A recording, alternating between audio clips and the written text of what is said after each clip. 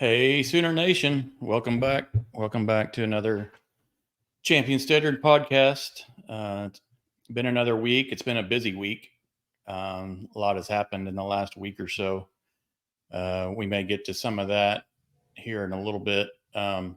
Before we get started, if you don't mind liking, sharing, or subscribing to all of our websites or wherever you're at out there, you can go to championstandard.com. Or you can see down at the bottom, just visit any of our social media platforms. Please subscribe or like, comment. We'll be sure and check those. We like to hear from you. Yeah, a lot happened this last week or so. Probably won't dive into that right now. We can save that to a little later, right? If you want, Rob. Yeah. We got a lot to talk about as far as recruiting and just a lot of news in the sports headlines the last week or so. But we have another special guest this week, Brett Vito from the Denton Record Chronicle. Is that correct, Brent? Yeah, that's right. He's down in the Denton area. Of course, we got Seth Littrell on staff now, so Brett's going to help us dive in a little bit to the man, the myth, the ego of Seth Littrell. Yeah, Rob, I know you got some stuff pulled together, and I got some stuff pulled together. So we'll just kind of, just start with wherever you want to start, really, and we can just all day, all Seth Littrell. Yeah. This episode is dedicated to the man, right? And what we're gonna do is we're gonna take a look at some 2015 North Carolina and kind of just ease into from 2015 on until 2022. What was Seth Littrell? What was his evolution as a play caller, as a coach? What were some things that he changed? What were some of the things that he kind of evolved with the game? Just break them down. So let me pull up this. Look at that. So 2015, North Carolina. This is his first real big year where he became a play caller for North Carolina, and he worked under Larry Fedora. This is kind of where he made his mainstay here. So like North Carolina, not at the time they were in rebuilding as well as going into North Texas later for him. 34th ranked 247 team composite, and they really just tore it up. Even with this, they have a quarterback here, Marquise Williams, who was not really a throwing quarterback. He was very inaccurate, not exactly great at processing, reading the field. But as you can see here in this highlight, he can run the ball really well. So Littrell, Fedora, they got together and they were like, okay, what we're going to do is we're going to keep running this guy. And he was kind of a tank, and he was hard to bring down. They ran a lot of outside. So you see all this outside. There's a lot of pin and pull sweep, a lot of outside zone, a lot of guards pulling to the outside, get to the sideline, use our speed. And that's about it. I mean, they would suck you in with the run game and then get you in some middle of field closed coverages and go over the top on you. And they were able to ink out 10 wins on the year. And, passing game wise, it was a lot of stick routes, a lot of slants, a lot of play action, a lot of boots, half field reads, get the ball out quickly. And this is where, Seth Littrell being his, first year, I think put together a pretty dang good game plan wise through the year with what limited talent he had in the ACC, and getting to double digit wins and getting to that conference championship game against Clemson, where Clemson at the time, #1 program in the country, NFL draft picks everywhere, really did pretty well for 3 quarters, and took him to the wire for that. But at the end of the day, Clemson is Clemson at that time, and they got the L in that game. But seeing how he kind of progressed and how he took this team, which really on offense, there was only 3 draft picks out of the entire offense between Elijah Hood, the running back, and 2 receivers, Matt Collins and Ryan Switzer, to go have a 10-win season and, getting that 3 quarters of great play against the number 1 team probably put him on the map for North Texas go, "Hey, this is a young guy. Here he is taking this team that doesn't have a whole lot of talent and puts together a pretty dang good season." Yeah, you mentioned the running attack. I had, their stats pulled up here from 2015, and they were 9th in the country in scoring, 18th in the country in rush per game, which has a lot to do with the quarterback run game. 19th in yards per game, and they were actually 3rd in the country in yards per play. They averaged like 7.3 yards per play, which just seems like a crazy number to me. But yeah, that was one of the higher ranks I saw from that 2015 team. So that they had that run game working. They were very balanced and just able to move the chains really well that year. Yeah, and in this season, you can see a lot of center guard pulling action to the outside. They do a lot of buck sweep. They do a lot of pin and pull sweep. This 2015 offense is very similar in some of the scheme wise that Chip Kelly had for Oregon. So Chip Kelly, you can pull up some us as Sooner fans, DeMarco Murray, 2015 Philadelphia Eagles, where Chip Kelly landed. A lot of these plays that he ran at North Carolina get to the outside, elongate gaps with the tackle or the tight end, get that B gap as wide as possible, and then pull a guard into it or even a guard and a center, have the running back run through. And that's, go to YouTube, you can find some DeMarco Murray stuff with the Eagles. He's running the same stuff, the same organ. And it's funny to see how, like this play right here. So this tackle is going to come up, elongate this gap with Shaq Lawson here, a number 1 overall, not numberable, first round draft pick with Clemson. He's going to arc block. This B gap is going to go from a foot wide to about 6 feet wide. Then he's going to pull a center and a guard through it. This is like a classic Chip Kelly pin and pull sweep. DeMarco Murray had a killing in the NFL. I believe he was probably top 3 in the NFL running plays like this with the Eagles. See how wide that gap gets, and then you pull 2 gaps. Seeing these plays here is interesting. As we get to North Texas, all of that changes. It kind of all evolves in his play calling and his design, and we'll get to that later. But I mean, this North Carolina team sits on their own for quite a while, and I have some of these throws here where Marquise Williams just couldn't hit. They were open. Seth Littrell is playing, he's calling the right play. The quarterback just couldn't hit that. 1-on-1 has the inside, receiver has the inside, but he can't get it there. Yeah, I guess it would be fair to say that Littrell was, the offensive coordinator, but it was Larry Fedora influenced as well a little bit. Yeah, while he was there. So yeah, Fedora he would call plays every once. You can see him with the call sheet every once in a while. But I think it was probably more Littrell calling plays and Fedora in some of those situations, like the 2-minute, 4-minute, maybe some third downs. He would probably kind of like what BV does with the defense, right? BV Brent Venables is going to end up situation will come in and calls. You're not going to see Brent Venables literally calling plays the entire game on defense.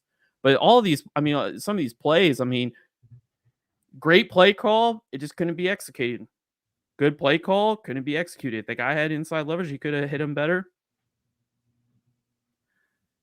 And again, this Clemson defense has 3 draft picks on the defensive line with another 2 or 3 in the back 7. I mean, this is a stout defense, and they're 16-14 and closing the half.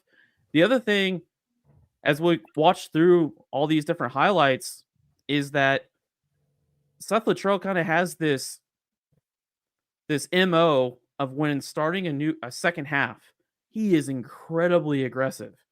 When he starts the second half, he wants to go after you. He makes adjustments and he wants to push the ball downfield.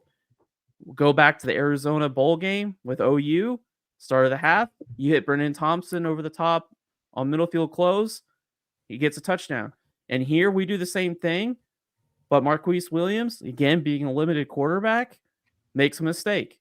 You go back to some of the North Texas tape in 17 and 22, same thing. They might be down, they might be up. They start the second half, they go in, and they're aggressive and they're methodical, but there might be a mistake or they might score a touchdown. I thought that was kind of interesting on how he goes after defenses after a half. Like, he figures out what you're doing and he wants to go after you. A lot of talk here, but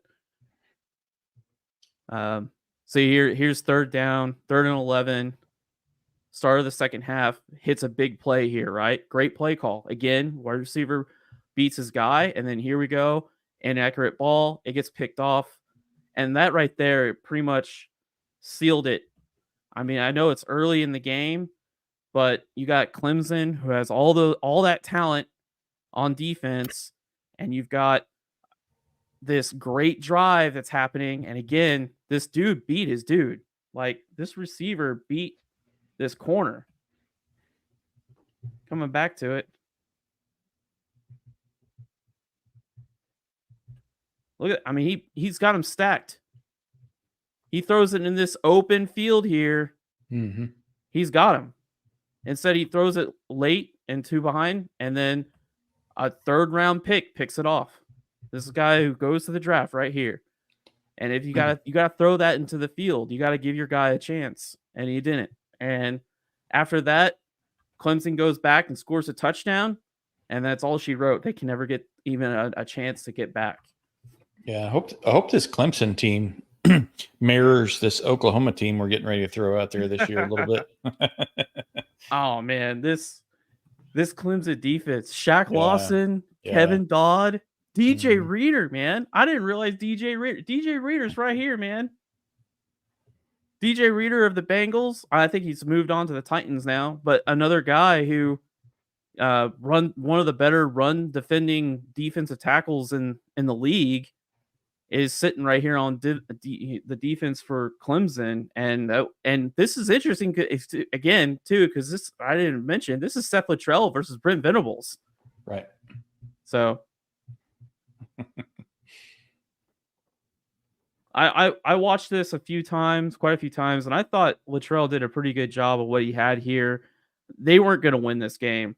This Clemson team just has too many dudes. They're just too dang good. And Venables figured out what their protection schemes were and started moving guys around and just started picking up sacks. And then they let North Carolina here in the 3rd and 4th quarter basically run their clock out. But I kind of put some of these plays where it was like, oh, the quarterback missed an easy wheel, and then he comes back and throws this dime here to a fade route. Inconsistent, little too late, but Clemson keyed on the quarterback, stopped the run, forced him to throw, and that was pretty much all she wrote. Yeah. I didn't realize Carolina had such a good year. Then I see they were 10th in the country. Yeah. 10th in the country, 11-1. Yeah. Yeah. Was that? Yeah. Okay. That was the ACC title game then, right? Yep. Okay. So Brett, how long you been down in Denton covering stuff? Long time, man. I came right before the 2003 season, and over the years had some people called and asked about if I'd be interested in moving on, but I just decided it ended up being such a great fit here, and I just ended up deciding to stick around. So I've been here for a long time, seen it all. Gotcha. Yeah, we're OU's heavy into the Denton area, which you probably know a little bit. That Denton Geyer area is a hotbed for OU recruiting right now, between the Bowen brothers and Arnold and Kevin Sperry's down there now. We're just, that's definitely a area that OU's trying to protect. And I know you don't want to hear that as possibly like a North Texas fan, but I mean, that's the closest thing OU can find is that Dallas Denton area as far as a recruiting hotbed for us, so we got. I'm not a fan. I just cover the team, but okay. Yeah, I mean they Oklahoma definitely has dipped in here, and Denton is a really good area just for high school football. Geyer's produced a ton of guys.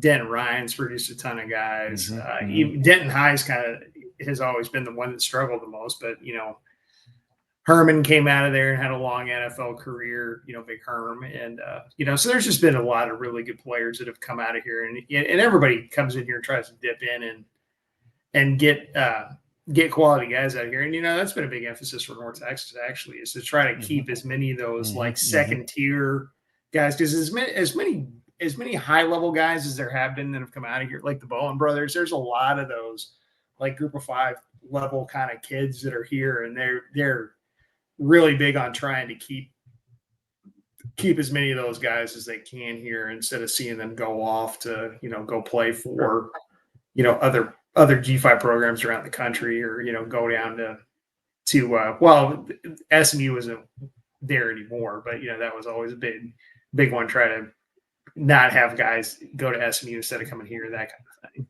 Right. Yeah. SMU, that was a weird move when they moved to the ACC. I was like, okay, geographics don't matter anymore. So not if you're getting in the Power 5. I mean, SMU threw hundreds and hundreds of $1 million at doing it, and that was the whole reason. Is because, I mean, if you look at it, if you read all the stuff that came out around that time, and what they said, okay, the divide here is coming, and if we don't make that jump, now we may never be able to make it. Because, you see more and more people speculating that, especially with the NCAA seeming to have weakened in terms of its power in regulating college athletics, especially, across the board. I think there's a feeling out there that, you want to be on the right side of that line. Absolutely. In the next few years, because do the power conferences break off, that kind of thing. So that was an interesting story that kind of came down the pipe over the last few months. Yeah. No, you're right. They made the right call jumping when they should have. I know a lot of teams feel left behind now that didn't make jumps like that. So Rob's probably going, dude, we're talking Littrell today. Stop getting off course here. No, you're good. I was going to ask Brett, we've kind of finished a little bit talking North Carolina.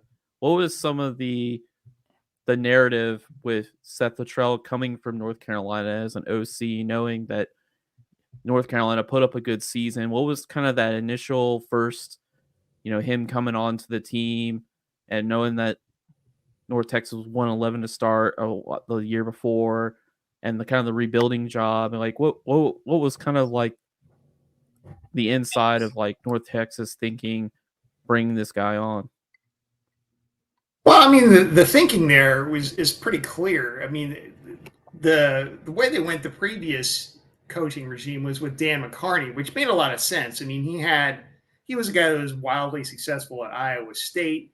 You're thinking, okay, this is Iowa State's one of those schools that's a little bit, further down in the pecking order in comparison to their peers, like, maybe Iowa and the rest of the teams in the Big 12. And well, Dan had a lot of success there at Iowa State, and then eventually he left there, and then he was the defensive coordinator at Florida, or was on the staff of Florida. He was heavily involved in the defense there, and they were coming off the Todd Dodge era where, they hired a high school coach. He was a spread guru. So you know how these coaching hires go. They tend to be a pendulum. They swing one way or the other. So they went from Dodge, who was a spread guy and a high school guy, to a guy that was very defensively oriented and a highly experienced guy at McCarney. But his offense was not what you see in college football these days, right? He was a run the ball, play action pass, play great defense, and special teams, and had a lot of success with that. Well, in Texas, that had all gone the way of the dinosaurs. So they really wanted to go spread. Wanted a spread coach. Well, Littrell made a ton of sense just because of the fact not only was he a very highly successful spread guy, he had connections to North Texas, connections to the boosters in North Texas. Littrell, one of the biggest boosters in town, or biggest North Texas boosters, is a guy named Don Lovelace, who owns an aloe vera and like an aloe vera company, kind of a medical products type company. And Seth's mom and the Lovelace matriarch or whatever were best friends going back to college. So all of a sudden, okay, so they're like in the market for a coach. Seth's an offensive coach, and they're in the market for an offensive coach. Seth's is a super successful offensive coach, and he's got a really big tie to one of the biggest boosters of the program. So all of a sudden, this guy made a heck of a lot of sense. So he comes in, and the feeling was, okay, this guy was really successful as an offensive guy. He can take us to the spread. He can take us to the modern era of college football. It just may take a while.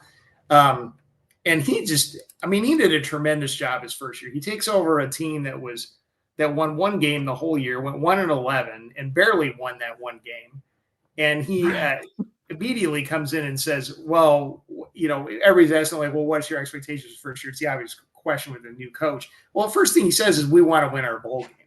And he took a whole bunch of grief for that. You're like, you'd be lucky if you win 3 games in North Texas. You're coming off a 1-11 in season. You don't really have a recruiting class in place. You got questions at quarterback, and that kind of thing. He came out and said, well, we want to win our bowl game. And to his credit, and I think Seth did a tremendous job here, he immediately takes North Texas. They didn't have the exact season they wanted, but they go to 5-8, and they lose on a 4th down conversion play to Army in the heart of Dallas Bowl. Ooh. Army goes forward on 4th down. And I'll never forget it. They ran the pitch play to I'm going to space the guy's name now, but they ran the pitch play and they scored on 4th down, and North Texas had a chance to answer, and they just didn't. They weren't able to answer. But he got them to a bowl game that year. And you think about North Texas, he continued to build that program, and he found a quarterback that first year, Mason Fine, and rode him to like 3 straight bowl games, and just did a tremendous job here. And, had a lot of success. You think about how many bowl games North Texas has been to and how many Seth has been to. Well, Seth has got, I think it was 6, if you count this last year, the last one that he went to, because they fired him right off the conference championship game, but they did go on to a bowl game that year. He's got a big chunk of the bowl win, big bowl history for North Texas. He's, taking them here we go. I'm looking at it right now. So North Texas has been to 14 bowl games in its entire history. Well, if you look down through here, there's 1, 2, 3, 4, 5, and 6. 6 of them you could attribute to Seth Littrell. So 6 out of the 14. And the first of those bowl games was in 1946. So you're talking about half the bowl history for a Division I program you can attribute directly to Seth Littrell. So I think he did a tremendous job here. He recruited one of the best. Here you go, Mason Fine, one of the best quarterbacks in the history of the program. Mm-hmm. And there's all kinds of guys that came through North Texas, which doesn't have a big pro history, and played for Littrell and went on. They either recruited or played for Littrell and went on to have a great deal of success to get to the pros. So I think there's a lot to like about what he accomplished here. Yeah, well, quick note on Mason Fine. He's a former Oklahoma high school product out of Locust Grove, and he owns the Oklahoma high school passing yards and touchdowns record, at least at this time. I don't know currently, but that was a pretty good get. And seeing this 2017 team, we're just a couple years removed from that North Carolina team that ran the quarterback a lot and ran outside a lot. He didn't really do so much of that for 2017. I mean, Mason could move for you if you needed to, but it was a lot of, halfback, again, some of that guard and pin and pull sweep, and a lot of outside zone, like a ton of outside zone. But this was a pretty good team. I actually like watching through some of this, and I picked the Army game because it was one of those shootout games. It was like a 51-49 victory for North Texas. And then I have a couple other games on here too. Yeah. Well, and that's the interesting thing. You talk about Mason Fine.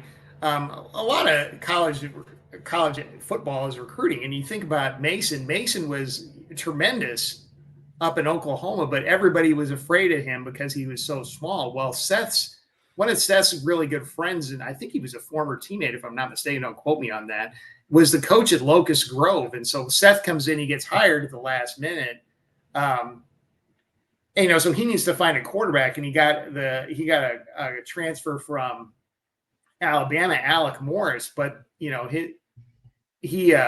needed a high school quarterback to develop. So Graham Harrell went up there, and they looked at Mason and they said, we don't care that he's undersized. We're going to go ahead and take this guy. And it turned out to be a tremendous decision because he led them on one of the best runs that they've ever had. And I think you got to, Graham and Seth deserve a heck of a lot of credit for that because they were the ones that decided to take the risk and made the decision to take him. And he ended up developing under their tutelage into a terrific player that, is a surefire Hall of Famer here. I mean, there's one other guy that played for North Texas and went on to have a pretty long NFL career that you make the argument that, well, it's just because of his, NFL background that he may be the best player in the best quarterback program history. But you could certainly make an argument for Mason as well, just because of the ridiculous stats he put up, and he led him to the 3 bowl games in his career, and represented the university really well. So I think that's a real positive on Seth's resume, just as in addition to all the great players that he recruited over that time. I mean, he got Jalen Guyton. You talk about guys with Oklahoma backgrounds. They ended up getting Jalen Guyton out of junior college after a brief stop, I think, at Oklahoma. And he ended up going on and playing in the NFL. Jalen Darden was a guy that they, managed to flip on National Signing Day. And he's gone on to have a pretty good NFL career. So or at least play in the NFL. Yeah. So there's some things to like there about what Seth did. Yeah, coming out, like watching this from an outside perspective, going in and to 2017 and seeing Graham Harrell, right, Texas Tech history, and then Seth Littrell, again, a little bit of Texas Tech history. I was preparing myself for a lot of air raid.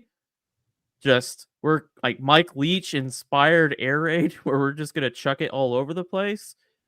That's not what I saw at all. I mean, that's not what the 2017 or any of the teams with Graham Harrell, they valued running the ball. They would run it early. They run it late. They could be down 10 points and they'd still run the ball. They didn't go into, 4 receiver sets. And one of the things I saw quite often pulling up this North Texas and a little bit in North Carolina is they like to bring some condensed sets, something that Texas Tech did very little.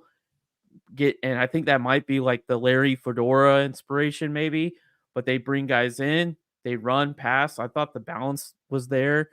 Like I said, coming out from the outside, I was thinking, oh my gosh, we're just going to see 4 receivers spread, go out. We're just going to chuck it 40, 50 times.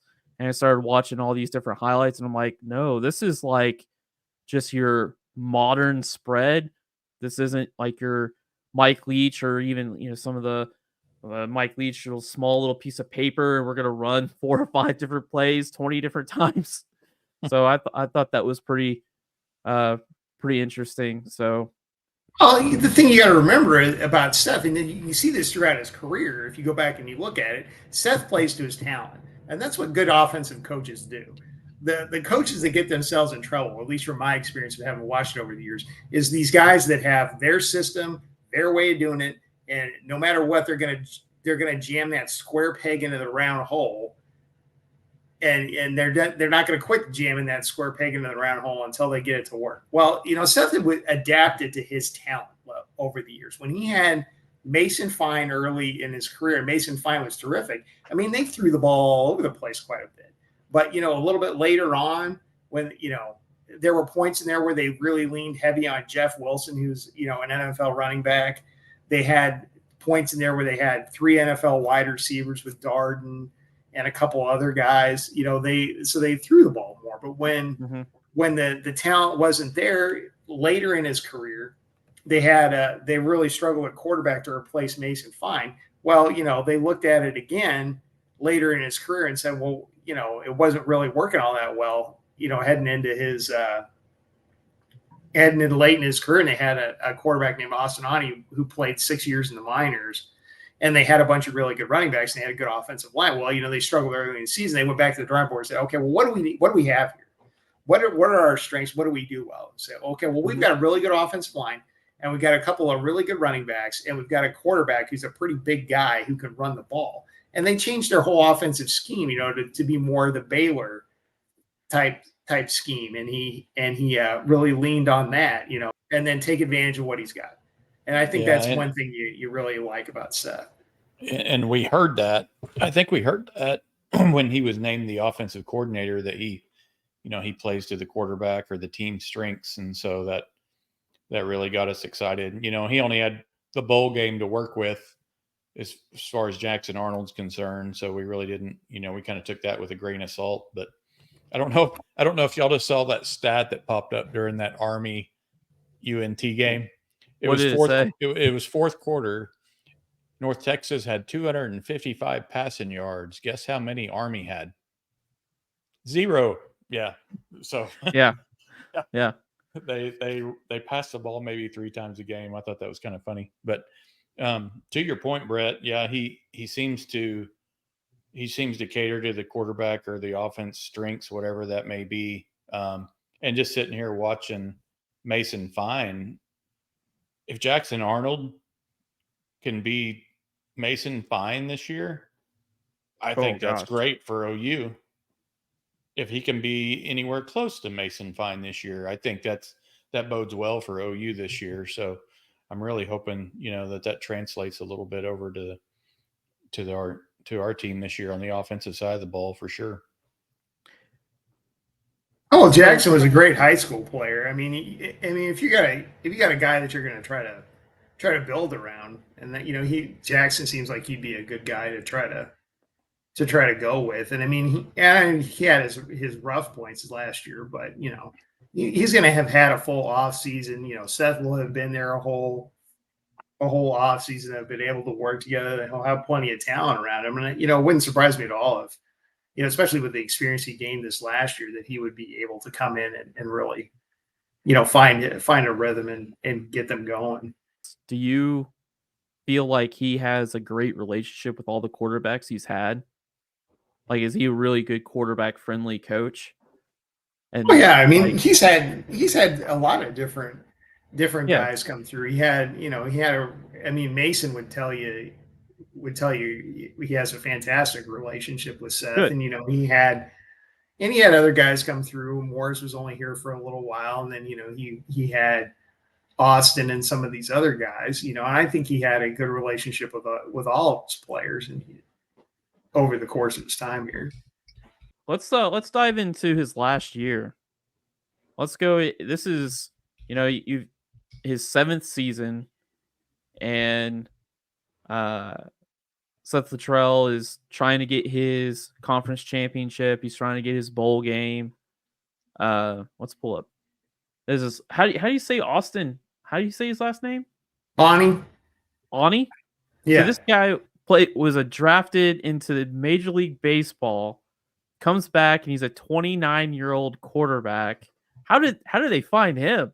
Well, it's an interesting story. I mean, I'll never forget. I think I wrote this, but way back in the day. But Austin was a baseball / football prospect. He was at Argyle. He was really good. He ends up he plays both sports. He ends up signing with TCU in football, and then he was also a baseball prospect. Well, he was going to TCU, and he was on campus at TCU and all that kind of thing. But he was also a highly regarded baseball guy, and the Yankees took him in the second round, and they offered him $1 million signing bonus, and that was just too much. It was just too much for Austin to turn down. They offered him over slot money, so he was on campus at TCU, and they offered him all that money, and so he said, "Well, man, I can't pass up that kind of money." So he ends up signing with the Yankees, goes into the minors, and it just didn't work out for him. he had flat. We asked him about this multiple times.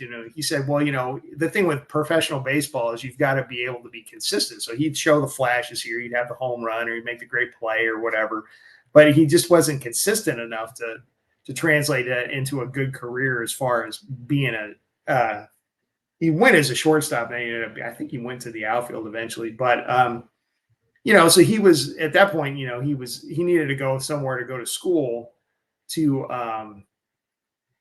to kind of reset his life and figure out what his next path would be. And so he ended up going to originally he went to Arkansas for spring practice, and he was there for a short time, took a semester there, and then he decided he wanted to come back home, that maybe that would be a better fit for him. And so he was kind of there at the tail end. I think he crossed over with, if I remember right, he crossed over a little bit with Mason, and then he ended up eventually taking over. It took him a while to get there, but he had a pretty good go of it. He put up a lot of numbers here. He took more grief than he deserved. And I credit him that last year that Seth was there. They had a rough start, and Austin said, hey, I think we're close. And he was the one that kind of drug that team, grabbed him by the collar, got everybody else to believe, and they ended up getting to a bowl game.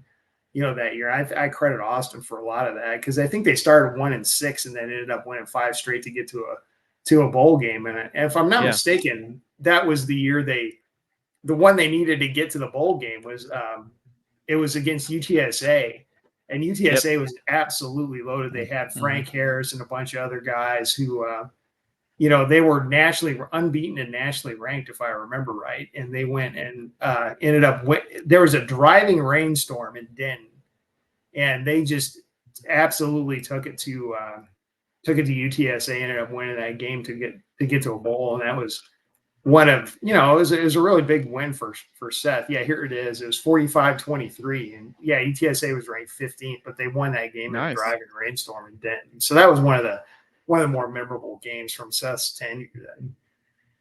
So watching 2022 and some other years, including 2017, I felt like this 2022 offense was dang good, really good. Out of all this, right? You mentioned the veer and shoot, the Baylor system. This is it right here.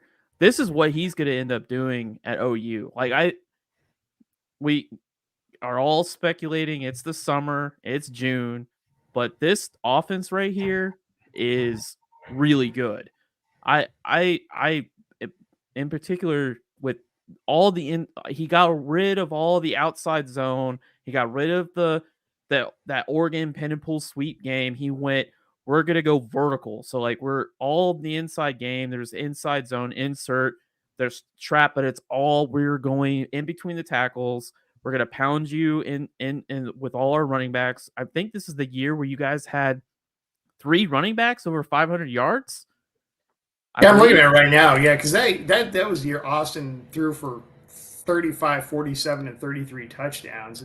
And Io Adei, who just recently transferred, James Madison at 807, Ragsdale, who's coming back off an injury this year at 755, and then Oscar, who's now at South Carolina, had I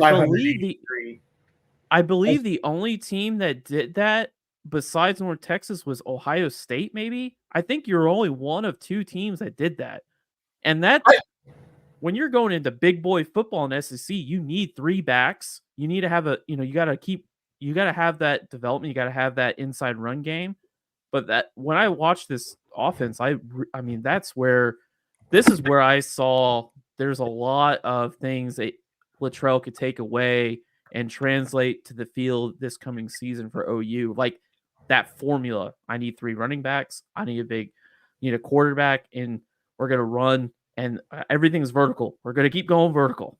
Well, that was the philosophy, and I'd have to look, but I if I remember correctly, I think that was, one of the first times in school history, maybe it was the only time in school history that they've had 3 guys go for 500 yards.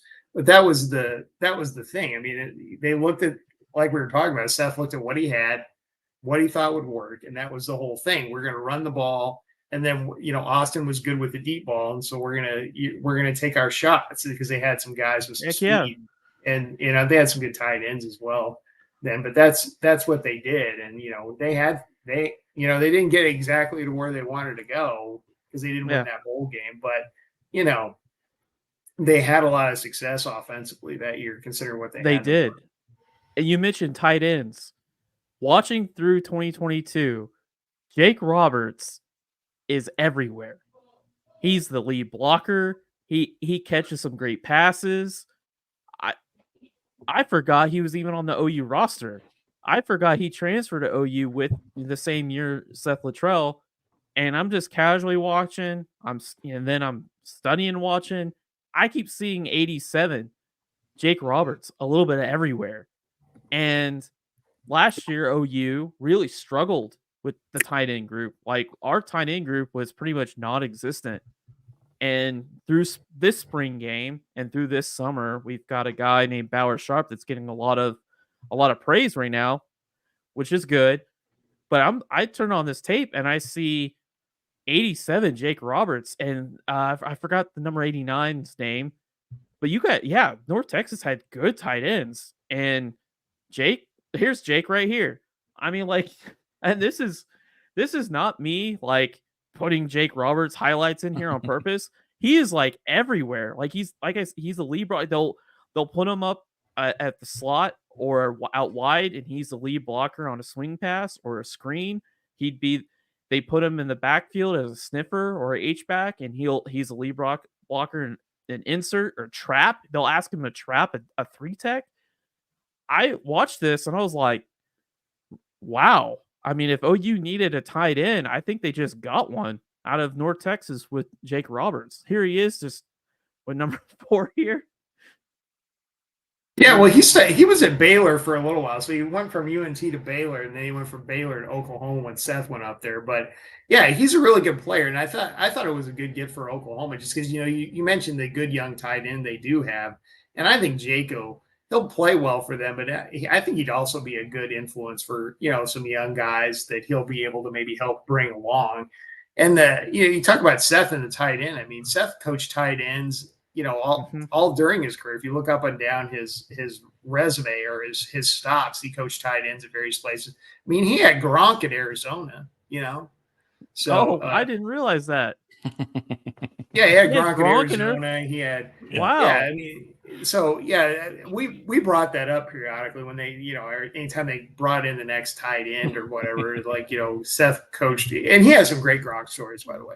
But right. Awesome. So anyway, yeah, so he coached Gronk, and so he coached tight ends various places, and so it's not a surprise that tight ends are involved in his offense, and I would assume that at Oklahoma he'd be able to. You guys will start to see that when he gets everything going.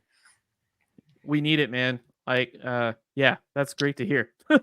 yeah, it's been non-existent the last couple of years. It feels like on campus, just with the transition we've made. So hoping we get to utilize the tight end or H-back, fullback, whatever you want to call it, a little more. I know that's Littrell being a former fullback. He probably wants to get that involved a little bit himself. So, what would you expect Seth Littrell at OU would look like for 2024? Watching him for the last 7 years. Well, I mean, just if I was going to take a guess, I mean, I think it's just the obvious thing. I think you're going to see him lean on what he has to work with, and you've got a young quarterback there. I think it's all going to depend on what Jackson Arnold is able to do. Does he immediately become, what Mason Fine was earlier in his career? Does he really make that next step and grow to the point where you can lean on him offensively a little bit, or is it going to be a situation where they want to protect him a little bit more? Because I don't think Seth's going to be one of those guys it tries to pound the square peg into the round hole. I think it's all going to hinge on what happens at quarterback there. If Jackson shows that he can go out there and throw and, really open it up and be effective throwing the ball, like, when they had Mason early in his career, I think he'll do that. If it's a situation where, they're maybe a little bit limited at quarterback, I think they'll lean on that running game. And they got plenty of talent in the running back room. So I think it's not so much what Seth's going to try to do. I think it's going to be how this talent develops around what he has to work with. Sure. Yeah, and with us, it's that offensive line. It's a totally rebuilt offensive line for us. So it all starts up front. So if they can give Jackson Arnold a little time, we have a really great receiving core. We go 6-8 deep in our receiving core this year. So it's all about if Jackson can, have a clean pocket and be able to find those guys and, have a little more composure, a little more patience, maybe than he did in the bowl game against Arizona. So, yeah, we'll see how that plays out. Yeah, I mean, coaching always gets blamed for everything, and doesn't get a lot of credit for a lot of things, but at times. But yeah, so I think it's gonna, we can always hem and haw about, what is Seth gonna do? How is he gonna go about it? But I think a lot of what he does is going to be dictated by what he has to work with, which is going to be how does Jackson come along, and how does that offensive line come together? What's his team's strengths? What do they do well? And they'll just see it develop from there. Yeah, we got a lot of question marks. I guess Seth Littrell included, just because he's our new offensive coordinator. We have a new quarterback. We have a totally rebuilt offensive line. There's just a lot of question marks on that side of the ball. Where we don't have as many question marks is on the defensive side of the ball. So we kind of have some high expectations there. So I'm really hoping the Brent Venables / Zach Alley combination on defense, coupled with, Seth Littrell, who is an above average, if not good, offensive coordinator, can really be a nice combination this year heading into the SEC. Yeah, that'll be the big question. It's going to be an interesting league for sure. Yeah. There's a ton of great teams. Yeah, trust me, we Rob and I sit here and talk about it, and we're we think we can get to like 8 or 9 wins, and then we keep looking at schedule over and over again, and we're like, wow, you don't get very many weeks off when you play in the SEC. So it's going to be interesting. Yeah, where you're thinking, 8 or 9 wins, but you start going through the schedule and trying to figure out where the 8 or 9 are at. We can get to 6, and then we kind of hit a little bit of a wall there, trying to find those other 2 or 3 wins. It's kind of fun. That's the thing. I mean, a lot of people will talk about, I think they're going to win. This is North Texas or Oklahoma or whatever, but they have this general thinking of, okay, well, I think this is a 6 or 7 win team, and then what I always ask is, okay, what 6 or 7 do you see on there? Go through the schedule and tell me where the 6 or 7 are at. Yeah, we can find 6, but beyond that, we're struggling a little bit right now. So. Well, Oklahoma's a good team. I mean, yeah. They may sneak up and get some guys, or get some teams. We'll see what happens. Yeah, depends a little bit about their philosophy going in, and then what they see once they get in there in terms of their talent, and how those guys will fit together and what system works for them. So, but that's the beauty of having a guy that's good at coordinating offenses and has done it a bunch of different ways, is he can, he'll be able to look at it and find the best possible scenario for that batch of players. And what's also kind of funny is that our first conference game in the SEC is against Josh Heupel and the Tennessee Volunteers, who run the most pure version of the veer shoot in the country.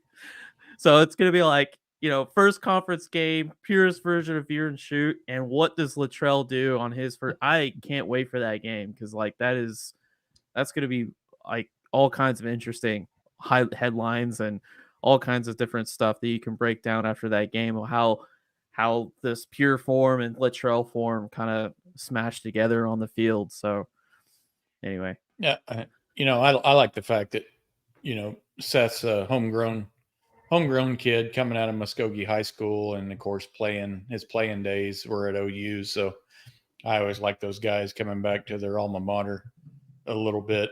Not that he was fully invested at North Texas, of course, but he'll be fully invested at his alma mater or two. You can expect that. So that makes me kind of excited. Him coming back home a little bit. So hope things work out here for him. Yeah, well, he'll have a great opportunity to kind of reset and figure out where to go from here. Yeah. Well, Brett, do you have any final insights? Any final cool stories? What give us a funny story of Seth. Do you have a funny story with Seth Littrell? I'm just curious. A funny story of Seth.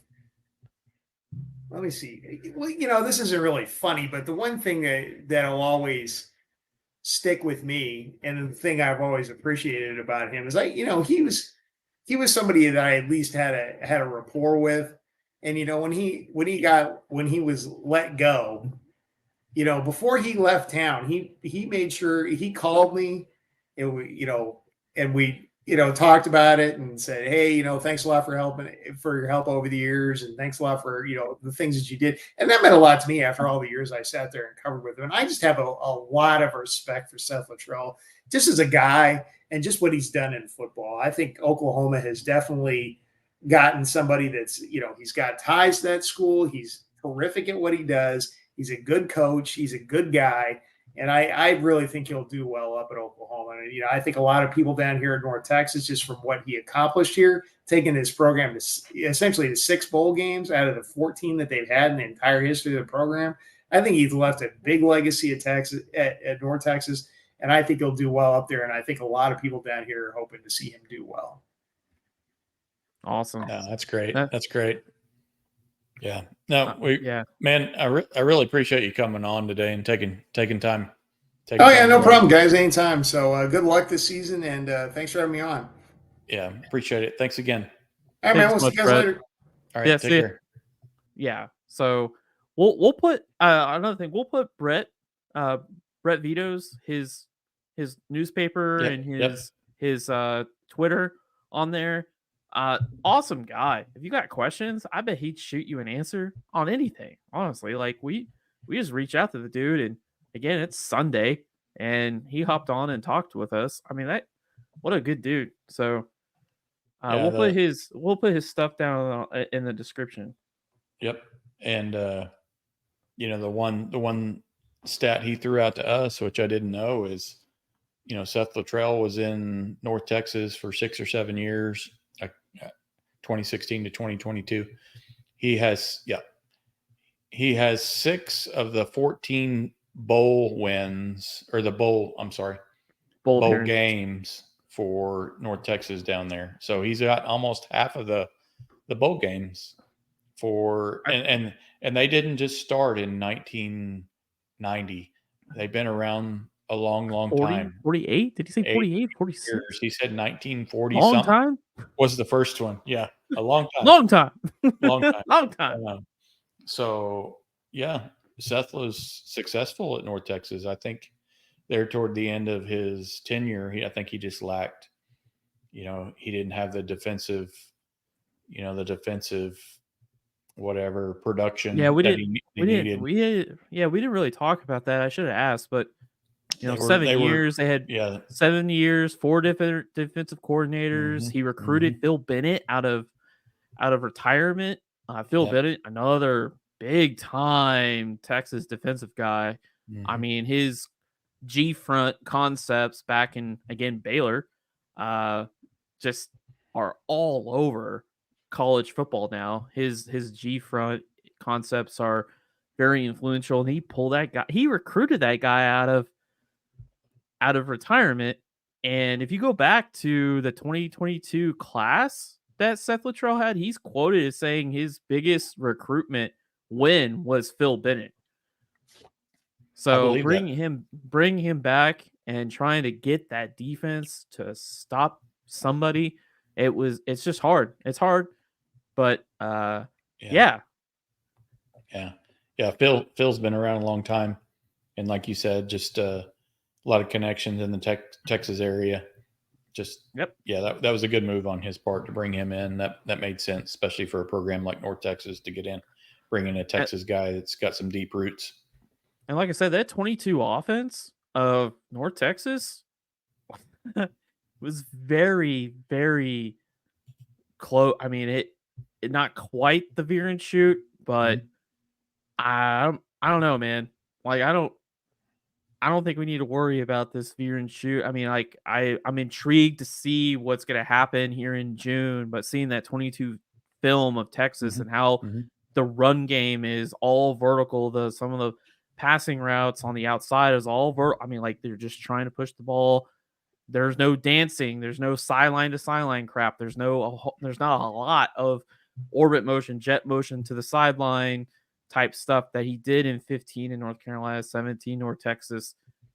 It is very, very similar to what he's trying to build out with what Brent Venables wants for 2024. So I'm excited, man. We're sitting here in June, and I know.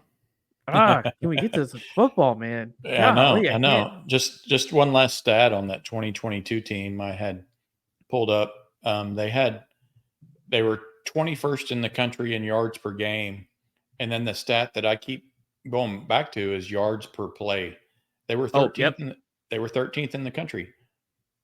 6.7 yards per play. So I think I have a hold on. I think I have a stat here somewhere. Yeah, 6.7 yards per play. You're not going to average that every possession. But man, that's if you're in the top 20 in that category, you're moving chains. And nothing against North Texas, but he's upgraded in talent, hopefully in Norman a little bit. So granted, we'll be going against SEC defenses, so that's kind of a wash a little bit, but he's been successful at Carolina in the ACC. He was successful at North Texas. So I'm looking forward to that.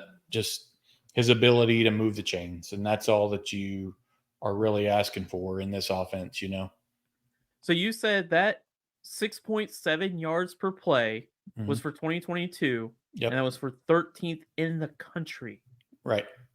So in that same year, like I mentioned with Brett, he had 3 500-yard rushers, 500-yard rushers, and they were the one of only 3 teams in the country, FBS.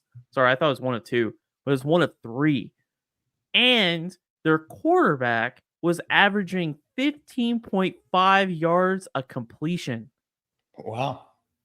And he was 3rd in the country, the FBS. And he wasn't I'm telling even you guys, and he wasn't even a true passing quarterback, was he?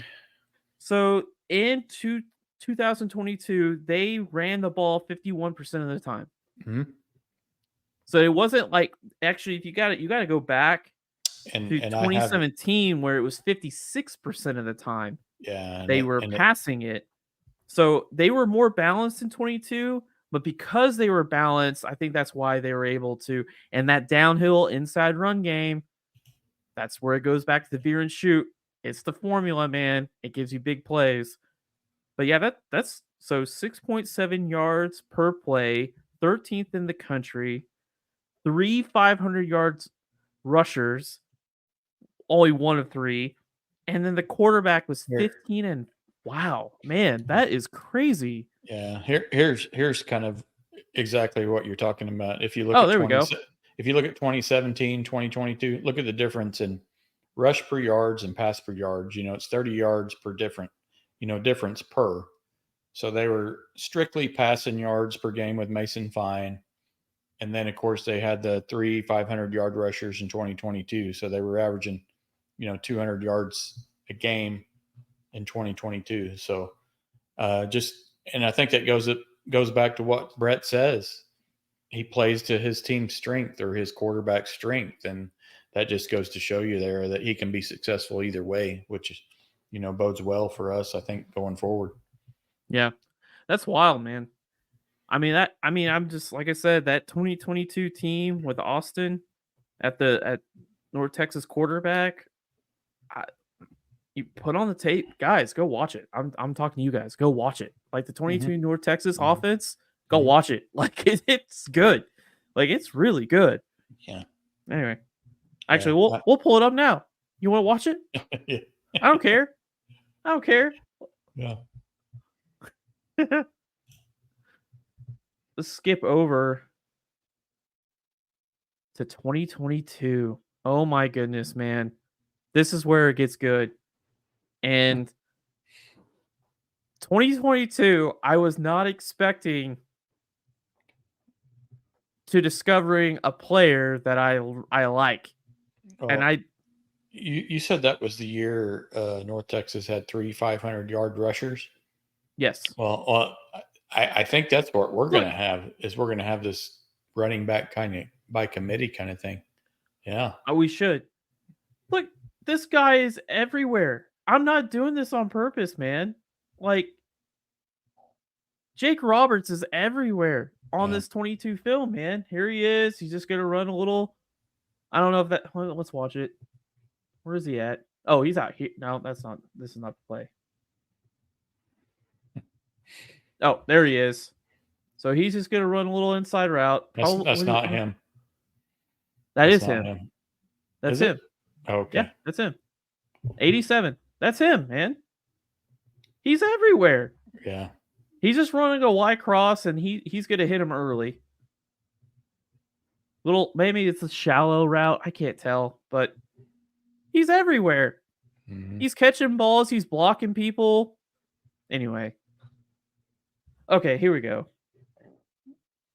Okay, so we've got 11 personnel, whatever. Who cares, right? But this guy, it looks like he's going to run an insert. He's either going to, looks like they're going to down block, and they're going to either let a linebacker free, which is what this guy, this Y back. Is that Jake Roberts again? No, that's not Jake. Yeah, so this is insert. Mm-hmm. And this is a simple play. Baylor did this all the time. So all he's going to do is go right through. This is a sniffer. He's a sniffer back. Sniff, sniff. And all he's going to do is just go right through the B gap. And he's going to hit this backer. Again, vertical. Mm-hmm. Vertical in the run game. Vertical outside. Mm-hmm. We're not going to sit here and dance and go on the outside. We're going to hit this hole and go north and south. This is modern day power football. That's modern day. That's power football right there. And they ran this to death, man. Like, that's their bread and butter. There's it is again. Mm-hmm. They keep running it. The sniffers here, don't matter. They go in and run it. Yeah. And Jake Roberts was asked to, tag a defensive tackle, tag a linebacker, tag this linebacker. It don't matter. So, no, this offense was, out of all of them, I felt was like pretty dang good. It's pretty good. Lots of slants, glance routes, stick routes. Mm-hmm, mm-hmm. Not anything too crazy. I mean, when it comes to like the passing game, not anything exotic. I mean, there wasn't really a lot of deep crossers because I felt like the offensive line couldn't quite hold their blocks for long. If you go and watch the FAU game and the UTSA game, they had some dudes on defense that wouldn't allow them to do that stuff. But here, this is power football. This is modern day power football. And what's happening? Yeah, no, I hope we can. I hope we can run, between the tackles more.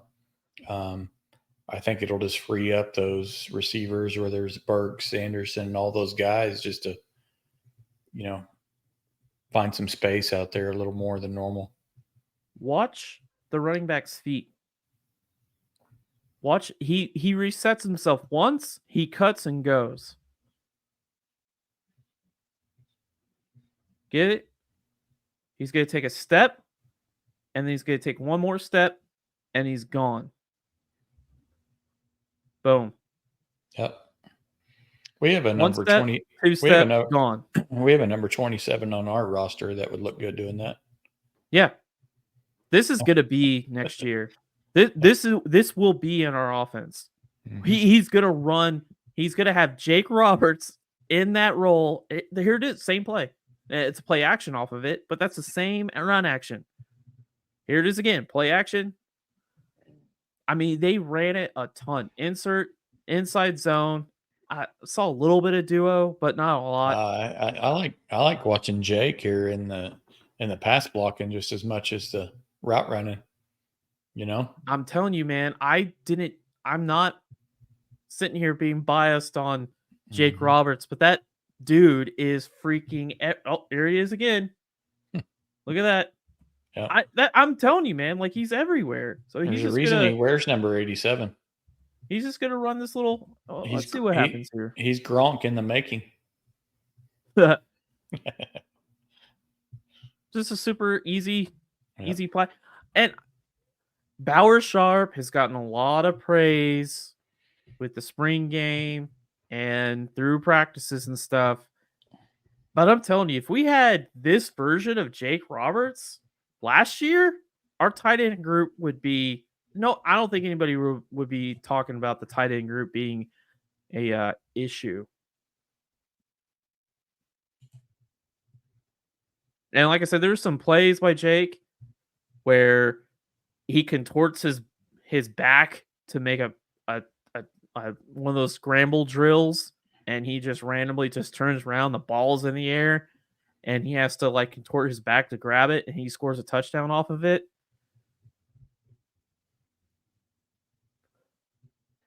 So here's a little play action. There's faking the split zone. There he goes. He gets a touchdown. JT. Little. All you really want out of a tight end a lot of times is just catch the ball. Yeah. Just catch it. Yeah. Don't run for 50 yards. Just catch the ball. Oh, my bad. This guy was outside. I was wondering where he came from. So they're running a glance route here. Man, that safety is really far back. He's like way out there.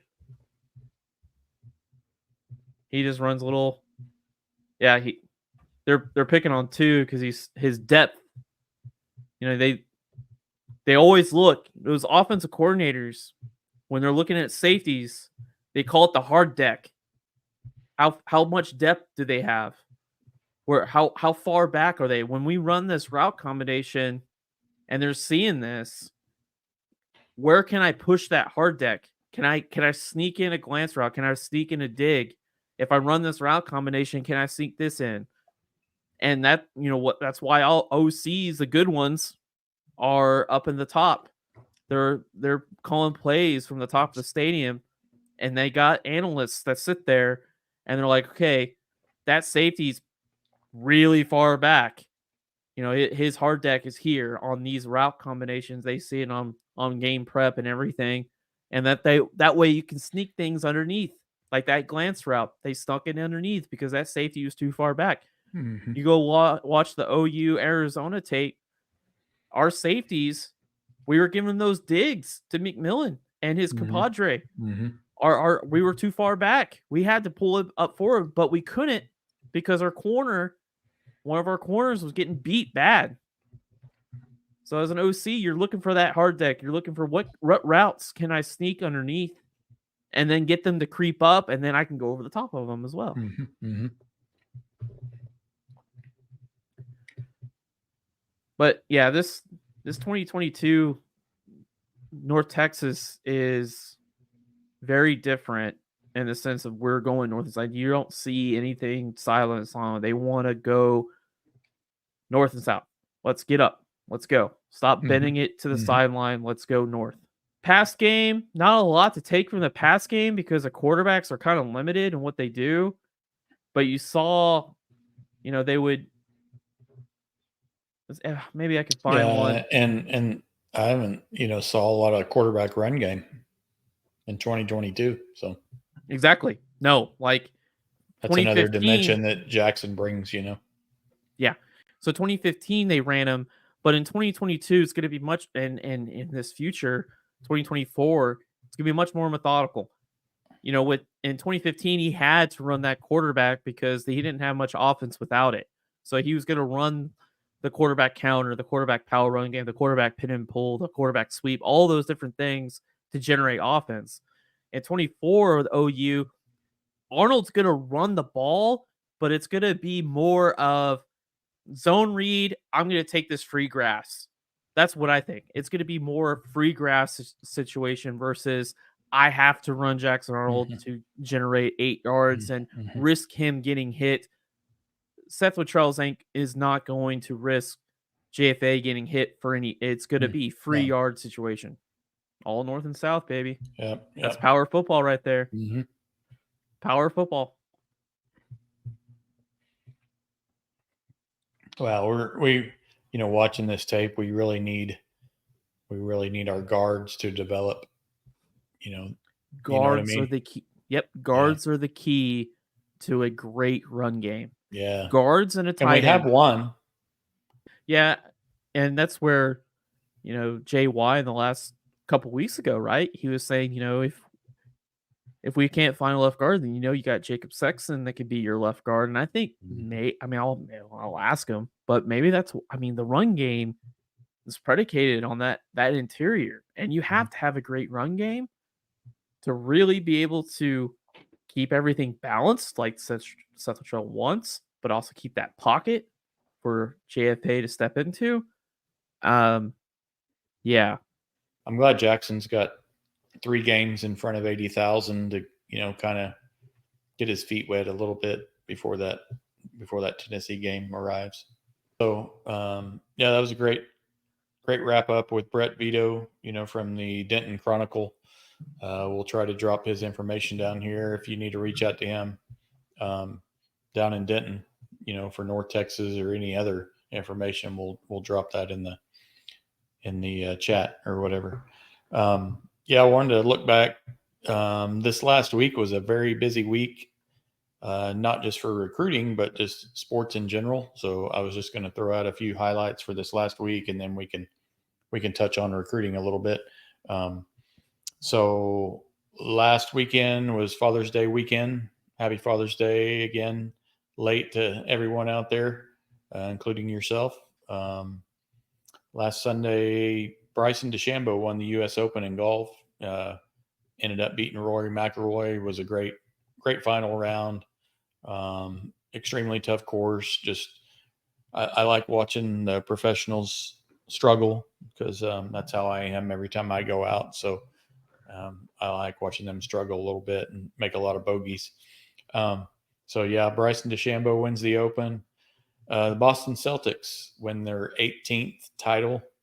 I think they either surpassed or tied the Lakers for the most all time with that win. Beat the Dallas Mavericks in 5 games. They had a really good team this year, and hopefully the Thunder can get there in the next few years. But there's been a different champion, I think they said, for the last 5 or 6 years. So maybe it's the Thunder's turn next year. A little bit of a sad news this past week. We had 2 legends in their sports, respectively, pass away. Jerry West at the age of 86, also known as the Logo. He is the NBA logo silhouette. Had a long storied career for the Lakers, was just a Hall of Famer. He passed away earlier last week. And then Willie Mays, one of the best in baseball, passed away at the age 93. Many revere him as one of the Mount Rushmore of, baseball players, just, defense, average, power, whatever, just one of the greatest of all times. So kind of a some sad news for the sporting world with those 2 guys, leaving us this past week. Recruiting is not just, football, but we got softball, baseball, just a little bit of everything going on right now with the transfer portal. The baseball team ended up getting like an LSU pitcher transferred over. And I know Skip Johnson and the team's looking for 3 or 4 more guys to come in, but Good start to the transfer season for them. The softball team ended up getting a transfer. It was Thursday or Friday, a infielder / catcher from North Carolina. Her name's Isabella. I want to say Emmerling is her last name. Brings in a lot of experience. We have a big void there, of course, with Kinsey Hansen leaving. Right.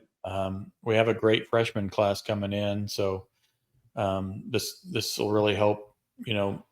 Kind of I don't know, just kind of keep that position stable for the next year or so until these freshmen come along. So hopefully she can come in. And then as we were doing our podcast, Patty Gasso got another commitment from outfielder from Utah, Abby Denton. Nice. Who, nice. She's got some accolades that come with her. She's a all Pac-10 first team player. Let's see. She had Pac-12 regular season batting title with a 444 regular season average. This screams leadoff hitter. We had J.D. Coleman for the last 4 or 5 years or whatever. Yeah.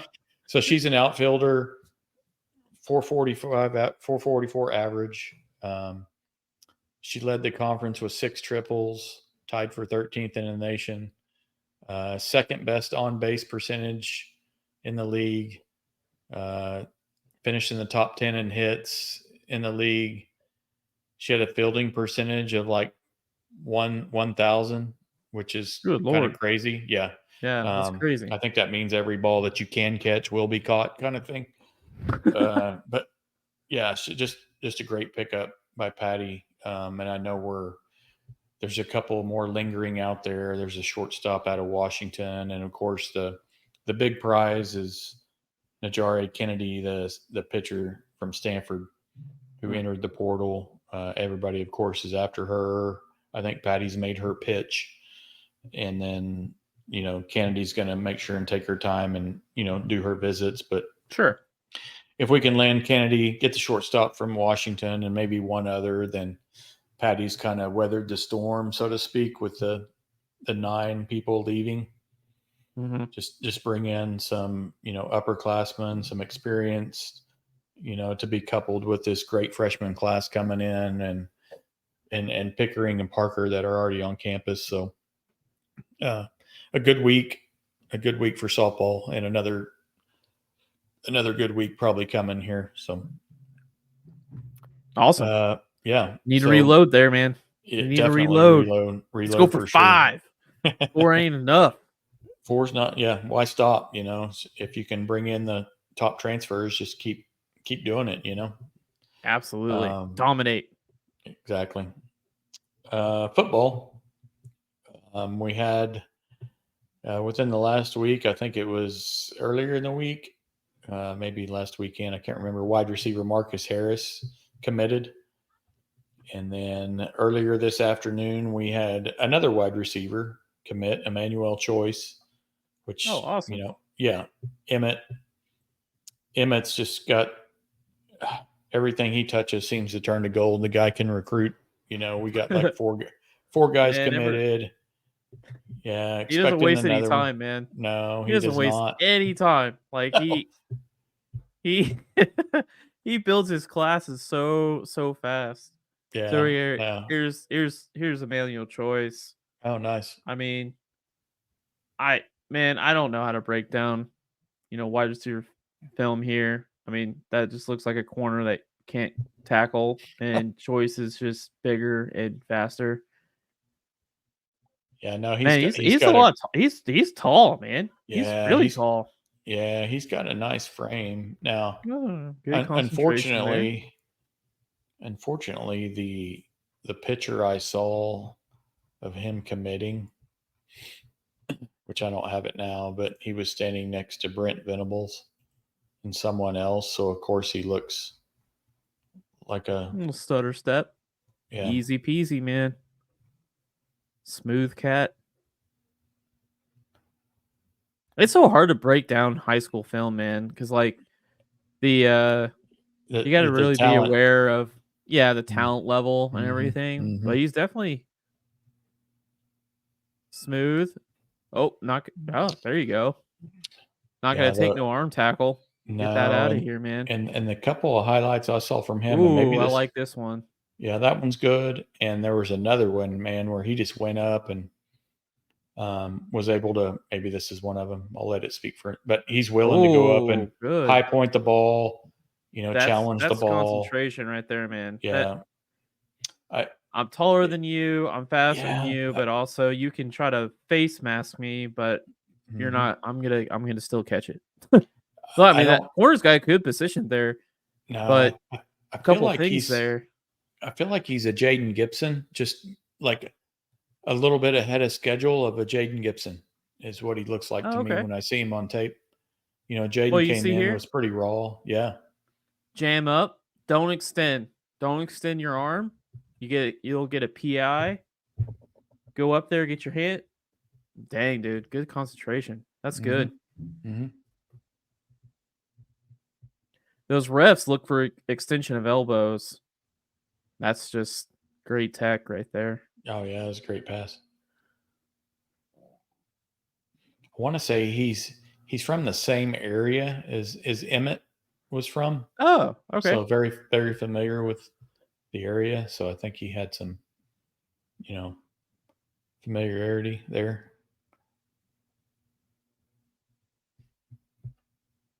Ooh, there we But go. Get him ISO out the top. mm-hmm. Oh, this is run blocking. Oh, there you Nice. go. That was good. Those are the type of highlights I Did you like. see how big he looked right there in that picture? These are the type of highlights I like, especially from skill positions. When you got a chance to run, look how far away from the play he is. I mean Mm-hmm. that he's like he's like 20 yards away from the play. He Yeah. don't have to do that to the guy, No. but he does it because he can. That's And right. I like it. Yeah. Put his ass in the ground. Yeah. That's awesome. Yeah. No, that when I look at high school tape, that's the kind of stuff I like. I like seeing offensive linemen just maul people Mm-hmm. or even Mm-hmm. like whatever. I mean, if you're better than the guy, just take him out. Like you're not trying to hurt him, but just take him out. Like Right. Right. good good. He's a smooth cat, man. I like one of the things I like to watch with these receivers is just how many if there's any wasted steps. Like is he watch their feet on the in and out breaking cuts, like if their ankles like kicking out in the air like they got Yeah. like hip dysplasia or something. Like Mm-hmm. but yeah, this is the first time I ever watched him. So There he is blocking. yeah, pancake that guy. God, I love it. Yes, these are my favorite plays, man. I love it, man. Like Yeah. offer the kid. I would have saw man, I can't be a coach because I'd see one highlight like this and be like, yeah, this is the receiver. I want to Yeah. pancake him. No, Emmett was one Backside of the play. That's play away. And he's just like, Emmett was I one can that do it. Emmett And I offered will. him. Emmett offered him before a lot of other people, and I think that means a lot with people when when you're that first offer, and not just waiting for other teams to do something. So Emmett offered him a long time ago. Good. I like watching him line up in different positions or running these different routes. Anyway, who else did we get? Well, we got just Emmanuel Choice this weekend. Yes, another pancake. God dang, dude. I love it. Look, any receiver that puts pancakes on, I mean, to his credit, look at this guy. This poor dude. I mean, what is he like? He's my height. He's like 5'8", 5'9". This dude, how tall is Manny? Is this Manny Choice, right? Emmanuel think Choice so. is what they call him, Manny. What is he? 6'3"? I don't know. I'm asking. I'm looking. He knows what's about to happen. Yeah, he's listed as 6'4". 6'4". I was close. Yep. Yeah, Champion Barbecue. I want to say we had in, a dozen of guys that weren't committed. We had in all the commits, but we had like a dozen guys or more in that weren't committed. And, I'm not going to throw out any numbers, but there's a good chance we have over the next month, we could have 3 or 4 more commitments. Yeah, that's about right. Whether it's 25 guys or 26 guys, but Cortez Mills, I think, is a guy that we're still, high on his list. I want to say CJ Nixon,